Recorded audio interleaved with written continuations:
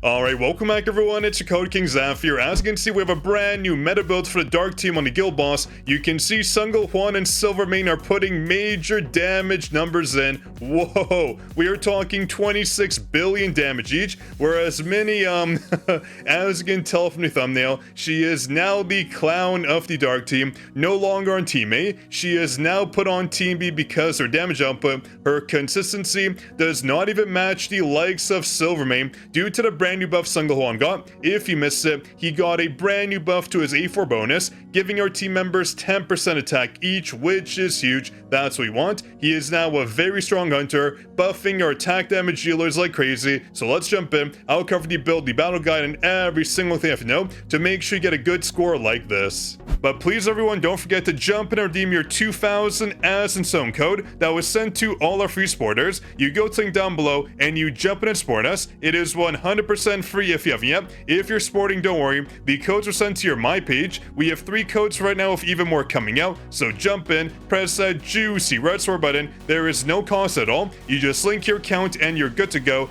The codes we send to the My page on the website a few hours after you sport. They'll go to receive benefits. As you can see, this is your My page. You scroll down all the way down here. You should see my name and my sport. If you do not see my name, that means you forgot to resport or you are not sporting, and boom, this is where the codes will go. We have 3 codes right now with a bunch more coming out, so jump in, otherwise you're missing out. And a big shout to my boy Hugh, the first commenter in our last juicy video.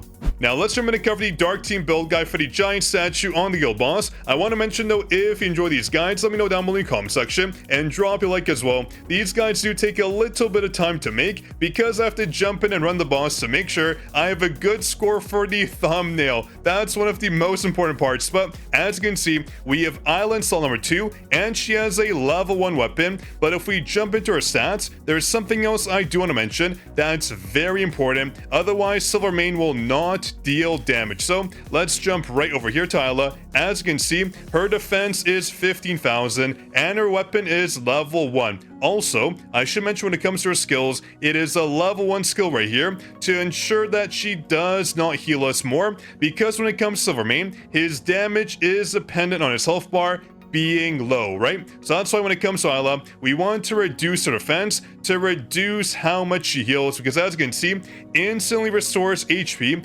equal to 8% of Isla Wright's defense to the entire team. Very important. You reduce the level of skill. You can reset it right here by clicking this button. If I can find it, boom, this button right here will let you reset all your skills if you want, of course, to reduce her heals, to make sure Silvermane's damage is top notch, making sure he does not get influenced by her. You might say, well, Zaf, what about her weapon and her passive right here? Her weapon only needs advancements to get the attack bonus, since we're good. And when it comes to her bonus right here, I agree with you. We do lose out just a little bit right here due to the fact that we get her defense and attack, which is obviously something we want, right? As you can see listed here, increases Dark team members attack by 5% of Isla Wright's basic defense, not total defense. So I think we're good there. We shouldn't be losing any attack because it's going off our base, which is fine. We get that bonus coming in, so not too bad overall. At least either way, we still get a lot of damage. As you saw, we want to make sure Silvermane does not heal, otherwise his damage is nerfed. We have the Moonshot on JINWOO, and of course the Grimoire, running this hunter setup right here to ensure that Isla just spams her ultimate, getting the buffs on Silvermane and of course Sungal Hwan. We have Minnie on Team B, and of course Harper for the breaks, and Libora for the charm bonus and her weapon, giving us so much bonus damage. When it comes to our effect stats, as you can see, we have Greed of course on JINWOO. We have, yes you guessed it, the infamy set on our boy Sungal Hwan. There is no need to run the arm set or the extra set on him. You could probably go 4 and 4 if you want when it comes to 4-piece armed, 4-piece infamy, but do not run the extra set. When I ran the extra set, his damage actually dropped in comparison because we get so much attack coming in. Now let me show you in case you're new and you missed the brand new update to his A4 bonus right here. This bonus now applies correctly when it comes to his A4 all the way down here. For every Dark ally in the party, Dark team members attack increases by 10%. That is a 60% bonus coming in, which is huge, right? That means when it comes to the extra set, we are now getting diminishing turns, which is not ideal. So we want to do that, get the infamy set in, and get the raw bonus from his passive applied to Sunglehuan and of course our boy Silvermane. That's why we now have the obsidian set on him, so make sure that his mana does not drop down. That's why when it comes to Silvermane, I reset these skills right here. Let me show you. Boom, let me go to skills. I reset skill because the damage bonus was non-existent and it does not apply any bonuses here. It just costs more mana. Let me show you. It costs how much more mana coming in? Around 80, right? So we don't want that applied. We want to make sure we're above the 40% mana mark to always deal the 60% bonus damage. Otherwise, we will suffer when it comes to our rage count, which is not ideal. And of course, Team B, the infamy set on Argyle Mini to maximize our damage. We also have 4-piece Greed and 4-piece Desire on Harper. You can run 8-piece Desire if you want, just because Mini does have a lot of built-in crits, so you should be good to go. I would recommend trying that out. If you don't have a good Greed HP set, you can run that. Run an 8-piece Desire set, because honestly, Mini should be fine. And of course, when it comes to Libora, she has the Angel White set and the Chaotic Wish set on her. I should mention when it comes to this set right here, you want to make sure Sunglehuan has the most power on the team. Otherwise, the 8% bonus damage increase will not apply on him, which is not good. As you can see right here, he is literally, what, 7 power higher than our girl Mini. Oh, that was close. So you want to make sure he gets a bonus, otherwise his damage will falter. When it comes to our skills as standard, right? We have Cold Ice, we have Vacuum Wave, we have these 2 break skills right here to build up the greed stack, so important. And when it comes to our Blessing Stones, we have this for cooldown, we have this for mana, we have this for team buff, and this to reduce target's defense. That is what we want, with bonus shields coming in, of course, to make sure JINWOO does not get knocked around. When it comes to cores, I should mention, we have these cores right now on our hunters. The purple core should be used on Mini, Sunglehuan, also Silvermane. You can use this core as well on Sunglehuan if you want, to make sure his ultimate comes up even more often, but give it a try. Both of them work. I've had varying results, honestly. Sunglehuan is the most RNG hunter on the team. He is very annoying to use, just because his damage fluctuates so much, but give it a try. Either core works. Just make sure it has defense penetration on it, of course. I should mention when it comes to Silvermane, we have this core on him just because it gets so much passive attack, but if you're using manual ultimates, yes, you can use manual ultimates first run. Obviously run this core right here to get the bonus stack coming in, up to you. Any of these cores honestly work. They are giving me a negligible bonus. I couldn't really tell a difference, but I feel like the crit damage bonus did come in clutch sometimes, but who knows? It's really hard to tell. This is one of the tougher bonuses to feel. Just use what you have. Don't make random cores if you don't need to. Any of these cores right here will work to maximize on your damage output. Make sure when it comes to Mini to have one core that does have mana consumption reduction, because she is a mana guzzler, trust me. You want to make sure one core has mana consumption reduction so she can spam her skills, or she's gonna run out of mana, honestly, but still, it'll help her out just a bit to make sure she does not instantly run out, which does happen all the time. But those are the cores on June, of course. We want the purple core, and I have this core right here just to get some more mana consumption in. You don't need a specific core right here. This one's perfect to get some mana coming in, so just pick a random core you have and you'll be good. So that's the build. And I should mention when it comes to stats, let me show you those as well. When it comes to JINWOO, you want every single stat into intelligence. When it comes to hunters, let me show you as well. These are everyone in the dark team. Actually, we can just do this. Apply the filter, beautiful. So here is Sunglehuan, almost 51,000 attack. These are stats, mana consumption, nothing special here. Those are stats right there. I could obviously reduce this crit damage by a bit and put it into defense spend, but it is very hard to build perfect hunters. Here's Mini as well, 50,000 defense. These stats right here, mana consumption obviously quite high, but not high enough. We would want at least around the 6,000 to like 6,500 mark, but honestly, because she's now on Team B, doesn't matter too much, so we're fine. Here is Harper, 100,000 HP. Whoa, didn't notice that. Here are the stats as well, nothing special there. Libora, her stats don't matter, but here they are if you want to see them.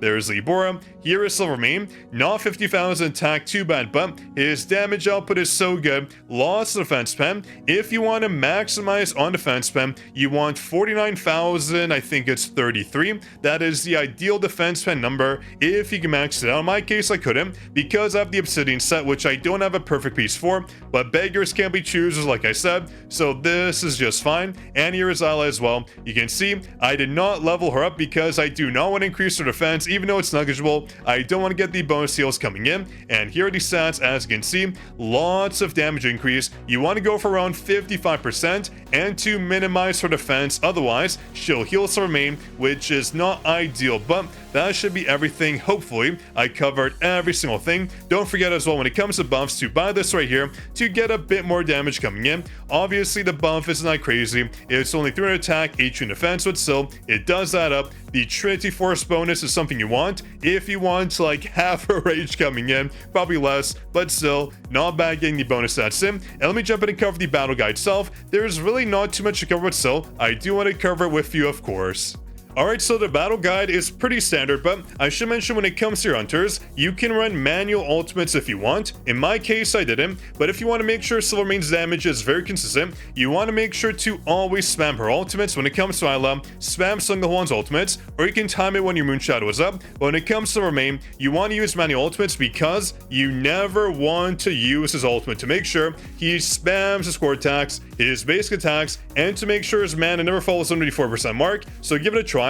If you feel like your damage isn't good, you can use manual ultimates if you want. I use them. My damage was around the same, more or less, just because I had a very good run right here that I basically maxed out. So as you can see, we start out very simply. We use, of course, the Cold Ice, then Vacuum Wave comes out, then we use Moon Shadow, then we use Grimoire, then we use a Break skill. That is the perfect rotation to make sure our greed stacks are built up. Then, of course, as you can see right here, it comes out. I dash right here, Shadow Step comes out, one more Break skill right there, boom, QT. Then I wait, Cold Ice, Vacuum Wave, Moon Shadow, and you just rinse and repeat. That's essentially the whole run. You just want to make sure you rotate over and over and over again to maximize your damage, to apply the debuffs on a target. I should talk about the first break phase right here, around the 40-ish second mark. So when the statue jumps right here, you want to get ready. You can still use your rotation. You can use Moon Shadow one more time. Then you wait to use your ultimate, right? You want to make sure you use ultimate when the altars come out, when the laser beams spawn right here, and when this comes up on the screen. That is the perfect time. Boom, ultimate comes out.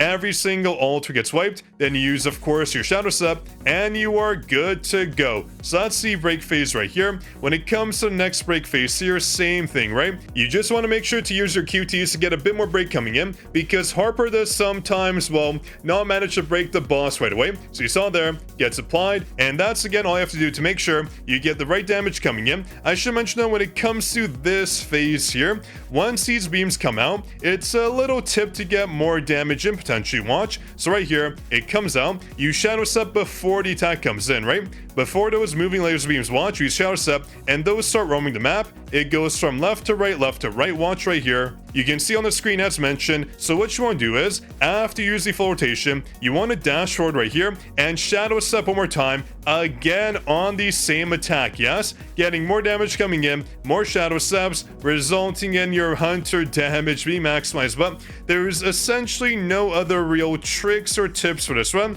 It is very standard. You just want to rotate over and over again. I'll have the full battle at the end of the video, of course, so you can see exactly what I did. But if you enjoyed, make sure to drop your like, do subscribe, of course. These guides take a minute to make, and don't forget to jump in and support us if you want all those juicy free codes. We are talking 2,000 Essence Stones, Abyssal Crystals, and more, so jump in, link down below and support us, that way you do not miss out. But on that note, everyone, this was the Code King Zaf signing out. I'll catch you in the next juicy video, of course.